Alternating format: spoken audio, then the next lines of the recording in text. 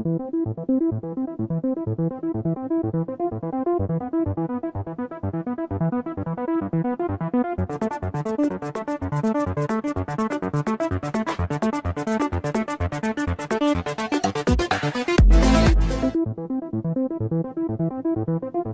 İnforum Xəbər TV olaraq Daxili İşlər Nazirliyinin mətbuat xidmətindən verilən məlumatları sizlərə çatdırırıq. Daxili İşlər Nazirliyi kibercinayətkarlıqla mübarizə baş idarəsi tərəfindən həyata keçirilən əməliyyat texniki tədbirlər nəticəsində bank və bank olmayan kredit təşkilatlarının adından istifadə edərək phishing yolu ilə kiberdələduzluq edən daha bir hacker şəbəkəsi ifşa olunub.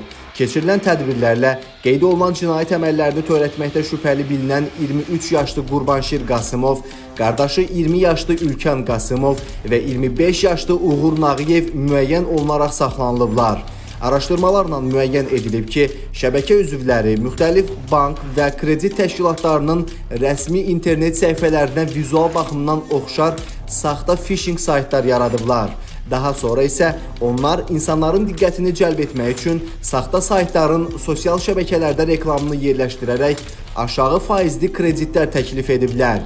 Vətəndaşlar kredit almaq məqsədi ilə saxta saytların həqiqi olduğuna inanaraq bank kartlarının məlumatlarını, o cümlədən kartın bitmə tarixini, CVV və OTP təhlükəsizlik kodlarını həmin saytlara daxil ediblər.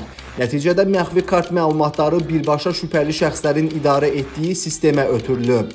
Bundan istifadə edən kiberdələduzlar vətəndaşların bank hesablarına qanunsuz daxil olaraq pul vəsaitlərini ələ keçiriblər. Şəbəkə üzvləri izi itirmək məqsədi ilə əldə etdikləri vəsaitləri müxtəlif bank hesablarına və elektron pul kisələrinə köçürdükdən sonra nağdlaşdırıblar.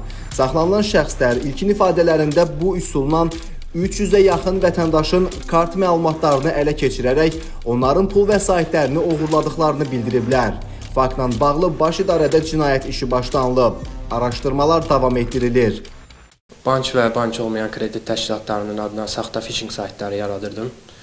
Bu saytların daha çox insanın qarşısına çıxması üçün ödənişli reklamlar etdirirdik. Bu sayta daxil olan istifadəçilər kredit əldə etmək istəyərkən bank məlumatlarını daxil edirdilər və bu bank məlumatlarının əsasında kartlarından pulları uğurlayırdıq.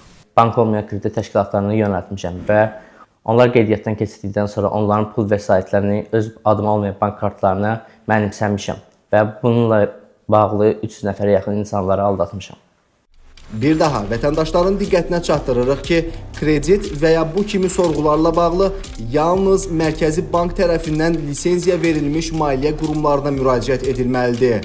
Həmçinin şübhəli şəxslərə, səhifələrə və linklərə daxil olaraq kart məlumatları göndərilməməli, risk ehtimalı olan hallarla qarşılaşdıqda isə dərhal bu barədə polisə məlumat verilməlidir.